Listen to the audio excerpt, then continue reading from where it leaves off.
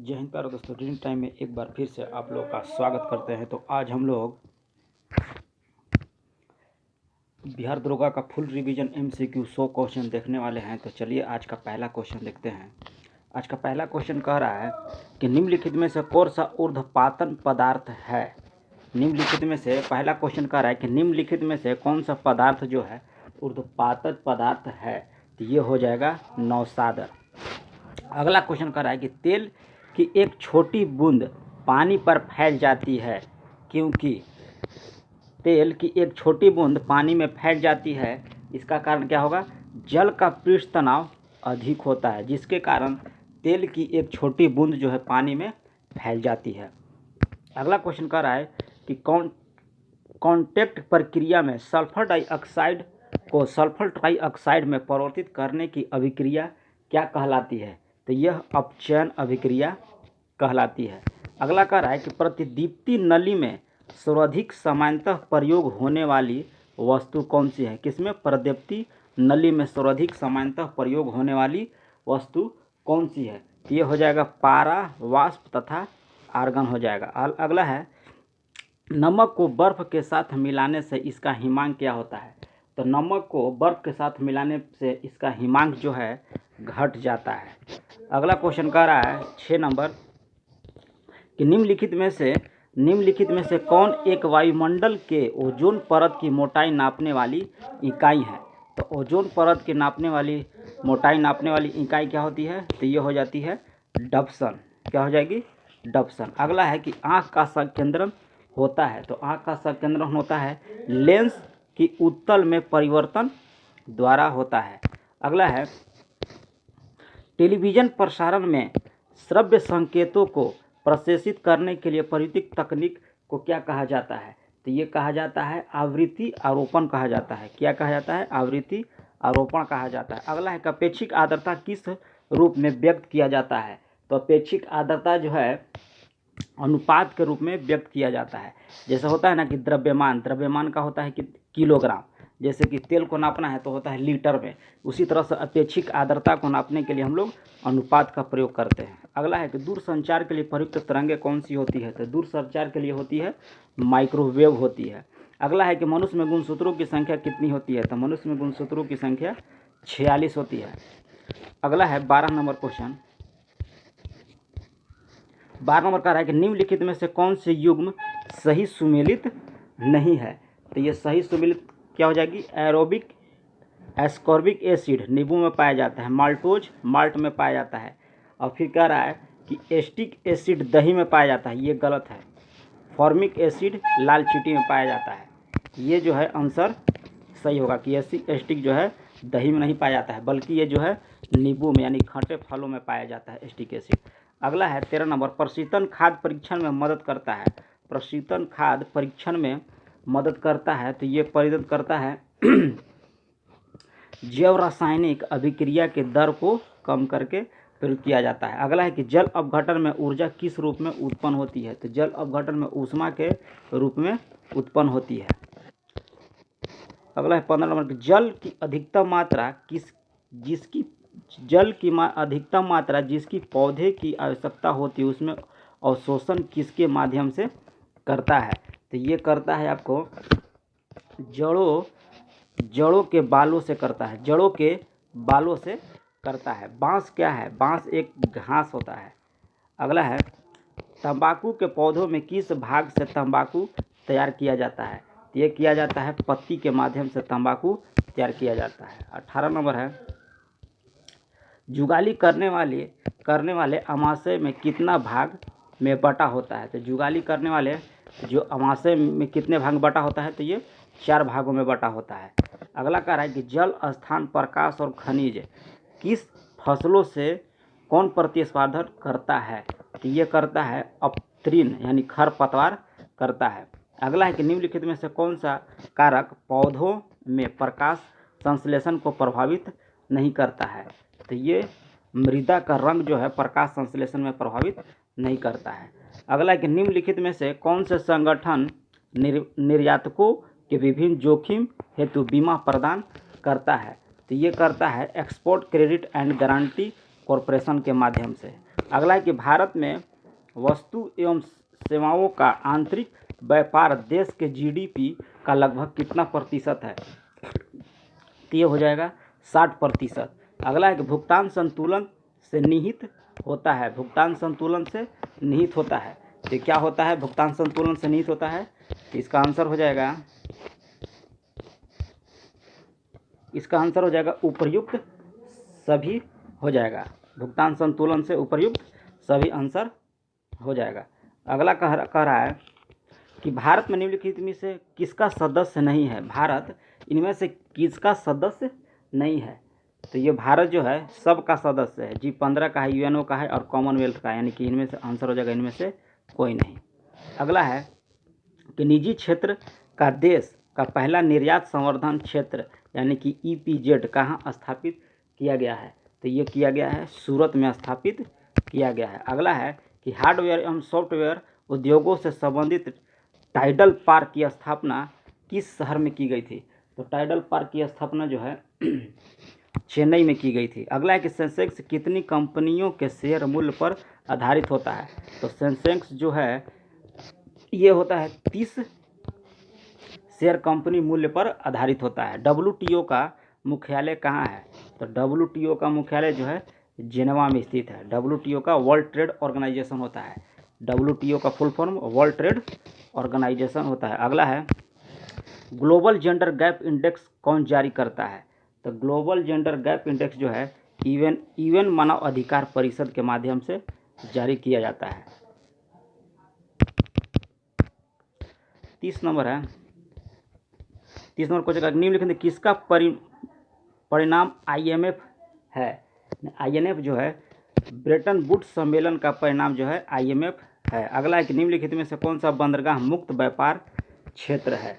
तो मुक्त व्यापार क्षेत्र जो होता है कांडला जो है मुक्त व्यापार क्षेत्र है। अगला है कि भारत का सबसे पुराना बांध कौन सा है? तो भारत का सबसे पुराना बांध जो है नागा अर्जुन सागर बांध है जो कृष्ण नदी पर आंध्र प्रदेश में स्थित है। प्रसिद्ध गोलकुंडा किला किस राज्य में स्थित है? तो ये हो जाएगा आपका तेलंगाना में स्थित है ना, कर्नाटक में स्थित है। गोलकुंडा का किला कर्नाटक में स्थित है। अगला कि निम्नलिखित में किस देश की सिंधु नदी प्रभावित नहीं होती, यानी किस देश में सिंधु नदी प्रभावित नहीं होती है? तो ये अफगानिस्तान में प्रभावित नहीं होती है। अगला है कि मोहिनी अट्टम किस राज्य का लोक नृत्य है? तो मोहिनी अट्टम जो है ये हो जाएगा केरल का लोक नृत्य है। अगला है 36 नंबर। अगला क्वेश्चन कह रहा है कि मेलघाट बाघ अभयारण्य किस राज्य में स्थित है? तो मेलघाट बाघ अभयारण्य जो है महाराष्ट्र में स्थित है। कोंकणी कहाँ का शासकीय भाषा है? तो कोंकणी जो है गोवा का शासकीय भाषा है। गुजरात में रानी का बाग एक मशहूर शहर है। ये मशहूर शहर है, ये क्या है? बावड़ी है। अगला क्वेश्चन कह रहा है कि रणथंभौर राष्ट्रीय उद्यान किस राज्य में स्थित है? तो रणथंभौर राष्ट्रीय उद्यान जो है ये राजस्थान राज्य में स्थित है। अगला है कि घूमर कहाँ का लोक नृत्य है? तो घूमर जो है राजस्थान का लोक नृत्य है। अगला है 41 नंबर क्वेश्चन कि चौथा विश्व महिला सम्मेलन कहाँ आयोजित किया गया था? चौथा विश्व महिला सम्मेलन जो है ये बीजिंग में आयोजित किया गया था। अगला है 42 नंबर क्वेश्चन कि किस वर्ष मुंबई में पहली भारतीय कपड़ा मिल की स्थापना किया गया था? तो यह 1854 ईस्वी में स्थापित किया गया था। अगला है 43 नंबर कि द डॉक्टर ऑफ ईस्ट नामक पुस्तक किसकी रचना है? तो यह बेनजीर भुट्टो की है। डॉक्टर ऑफ द ईस्ट नामक पुस्तक किसकी रचना है? तो यह बेनजीर भुट्टो की रचना है। अगला एक रोमियो एंड जूलियट नामक पुस्तक किसके द्वारा लिखा गया था? तो ये लिखा गया था विलियम शेक्सपियर के द्वारा लिखा गया था। रोमियो एंड जूलियट नामक पुस्तक विलियम शेक्सपियर के द्वारा लिखा गया था। अगला है कि केंद्रीय चर्म अनुसंधान संस्था कहाँ है? तो केंद्रीय चर्म अनुसंधान संस्था कहाँ है? चेन्नई में स्थित है। अगला है कि पर्यावरण एवं विकास पर संयुक्त राष्ट्र सम्मेलन को क्या कहते हैं? तो यह कहते हैं अर्थ समिट कहा जाता है। क्या कहा जाता है? पर्यावरण एवं विकास पर संयुक्त राष्ट्र सम्मेलन को क्या कहते हैं? अर्थ समिट कहा जाता है। समझौता एक्सप्रेस दिल्ली से पाकिस्तान के किस शहर के बीच चलती है? तो यह चलती है दिल्ली से लाहौर के बीच चलती है समझौता एक्सप्रेस। 48 नंबर क्वेश्चन कह रहा है, अगला क्वेश्चन कह रहा है कि कार्बन क्रेडिट परिकल्पना का कहाँ उद्भूत हुआ था? तो ये क्योटो प्रोटोकॉल के माध्यम से हुआ था। अगला है कि अंतर्राष्ट्रीय श्रम संगठन का मुख्यालय कहाँ स्थित है? तो अंतर्राष्ट्रीय श्रम संगठन का मुख्यालय जो है यह जेनेवा में स्थित है। अंतर्राष्ट्रीय श्रम संगठन का मुख्यालय कहाँ स्थित है? तो यह जेनेवा में स्थित है। अगला है कि सरकारीय आयोग निम्नलिखित में से किस समीक्षा हेतु स्थापित किया गया था? तो यह सरकारीय आयोग किया गया था, केंद्र और राज्यों के मध्य स्थापित किया गया था। अगला है कि संविधान सभा के द्वारा स्थापित मौलिक अधिकारों एवं अल्पसंख्यकों के हेतु सलाहकार समिति के अध्यक्ष कौन थे? तो ये थे सरदार वल्लभ भाई पटेल थे। अगला है कि निम्नलिखित में से कौन सा लक्षण भारतीय परिसंघ और अमेरिका परिसंघ के समान रूप में पाया जाता है?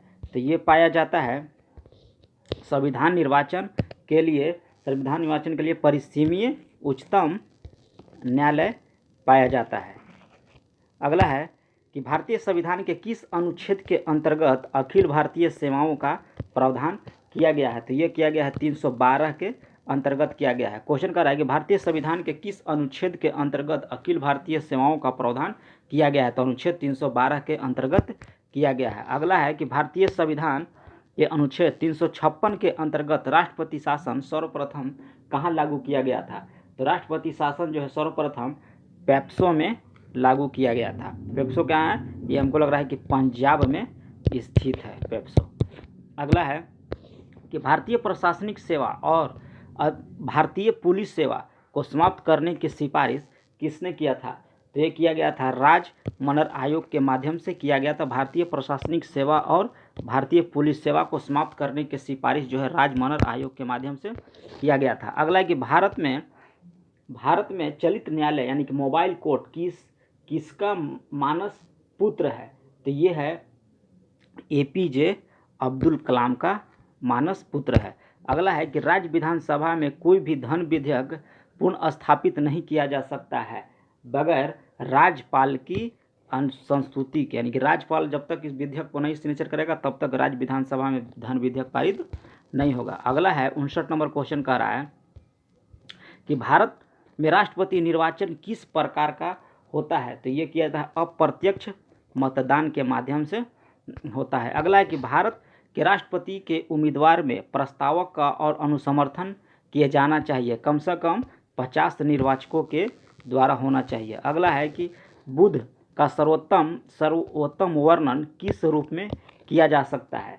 तो बुद्ध का वर्णन जो है अनिश्वरवादी के रूप में किया जा सकता है। अगला है 62 नंबर क्वेश्चन कर रहा है कि भवभूतिकृति मालती माघव निम्नलिखित किनके अध्ययन के लिए एक महत्वपूर्ण स्रोत है? तो यह कपाली के लिए स्रोत है। अगला है कि महाभारत में सर्वप्रथम भागवत धर्म का उल्लेख किस पर्व में किया गया है? तो यह भीष्म पर्व में किया गया है। महाभारत में सर्वप्रथम भागवत धर्म का उल्लेख किस पर्व में किया गया है? तो भीम पर्वत में किया गया है। अगला है 64 नंबर कि किस सुल्तान से निजामुद्दीन औलिया ने भेंट करने से इनकार कर दिया था? किस सुल्तान से निजामुद्दीन औलिया ने भेंट करने से इनकार कर दिया था? तो ये अलाउद्दीन खिलजी से इनकार कर दिया था मिलने के लिए। अगला है कि किस गवर्नर जनरल का महाभियोग मुकदमा चलाया गया था? तो ये वारेन हेस्टिंग पर मुकदमा चलाया गया था। अगला है कि लॉर्ड कॉर्नवालिस का कब्र कहाँ स्थित है? तो लॉर्ड कॉर्नवालिस का जो कब्र है यह उत्तर प्रदेश के गाजीपुर में स्थित है। अगला है कि गदर पार्टी का पत्र गदर था एक साप्ताहिक पत्रिका था। गदर पार्टी का एक गदर पत्र था, वह एक साप्ताहिक पत्रिका था, यानी कि 7 दिन में वह एक बार निकलता था। अगला है छपता था। विदेशियों को भारतीय समाज में मनु द्वारा दिया गया सामाजिक स्तर क्या था? तो ये था व्रत क्षत्रियों का स्तर था। अगला है कि निम्नलिखित में से किसने कौमी आवाज पत्र आरंभ किया था? तो कौमी आवाज पत्र जो है ये जवाहरलाल नेहरू के माध्यम से आरंभ किया गया था। अगला है कि कॉमनवेल्थ पत्र किसके द्वारा जुड़ा हुआ है। तो कॉमनवेल्थ पत्र जो है यह एनी बेसेंट के माध्यम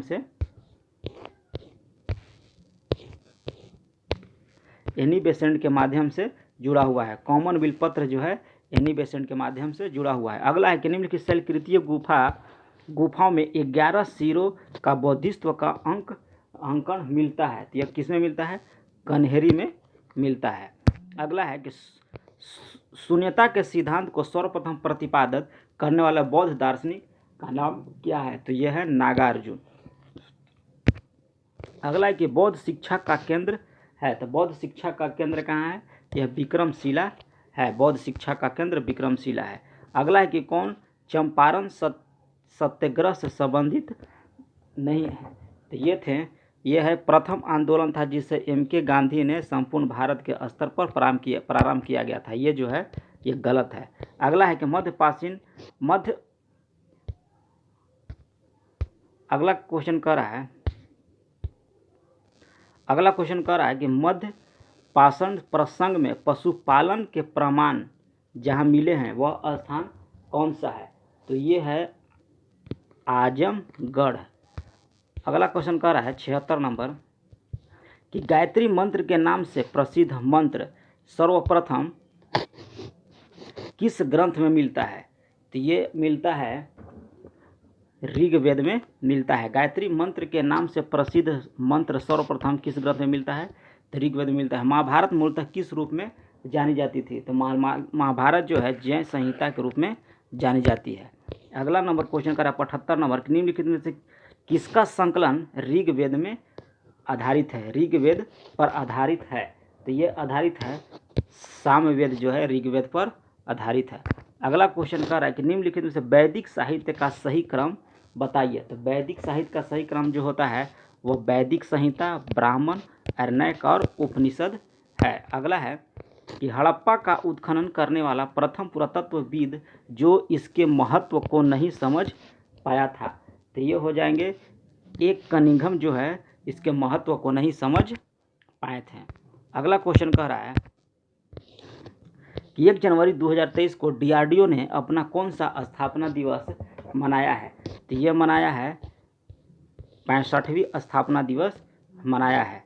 DRDO जो है 1 जनवरी 2023 को अपना 65वीं स्थापना दिवस मनाया है। दिसंबर 2022 को वन डिस्ट्रिक्ट वन स्पोर्ट योजना किस राज्य ने प्रारंभ किया है? तो ये उत्तर प्रदेश सरकार के द्वारा वन डिस्ट्रिक्ट वन स्पोर्ट योजना प्रारंभ की गई है। अगला क्वेश्चन कह रहा है कि दिसंबर 2022 में फोर्ब्स द्वारा जारी दुनिया के 100 सबसे शक्तिशाली महिलाओं की सूची में निर्मला सीताराम को कौन सा स्थान प्राप्त हुआ है? तो यह प्राप्त हुआ है 36वां स्थान जो है निर्मला सीताराम को प्राप्त हुआ है। अगला जो है 84 नंबर दिसंबर 2022 में किसे उनके उपन्यास काला पानी के लिए साहित्य अकादमी पुरस्कार 2022 से सम्मानित किया गया है? तो ये किया गया है M. राजेंद्रन को सम्मानित किया गया है। किसके लिए? काला पानी के उपन्यास के लिए साहित्य अकादमी के द्वारा वर्ष 2022 के लिए सम्मानित किया गया है M. राजेंद्रन को। अगला है कि हाल ही में एशियाई विकास बैंक ने श्रीराम फाइनेंस को कितने ऋण दिया है? तो ये दिया है $100 मिलियन का ऋण दिया है। अगला है कि दिसंबर 2022 में SBI फंड मैनेजमेंट ने किसे अपना MD और CEO नियुक्त किया है? तो ये किया है शमशेर सिंह को नियुक्त किया गया है। किसे किया गया है? शमशेर सिंह को नियुक्त किया है।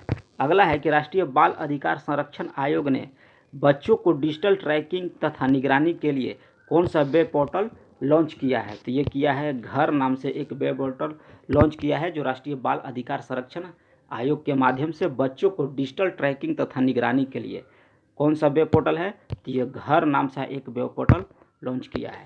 7 नवंबर 2022 को प्रसार भारती सचिवालय ने कौन सा यातायात एक बिलिंग एप्लीकेशन सॉफ्टवेयर लॉन्च किया है? तो ये किया है बैट नाम का एक एप्लीकेशन सॉफ्टवेयर लॉन्च किया है जो प्रसार भारती सचिवालय के लिए किया है। अगला है कि भारतीय सेना ने पहली महिला स्काई ड्राइवर कौन बनी है? तो ये बनी है मंजू। पहली स्काई ड्राइवर। अगला है 90 नंबर, द्विवार्षिक एयर शो एयर इंडिया 2023 कहाँ आयोजित किया गया? तो ये बेंगलुरु में आयोजित किया गया है। अगला कह रहा है 91 नंबर क्वेश्चन,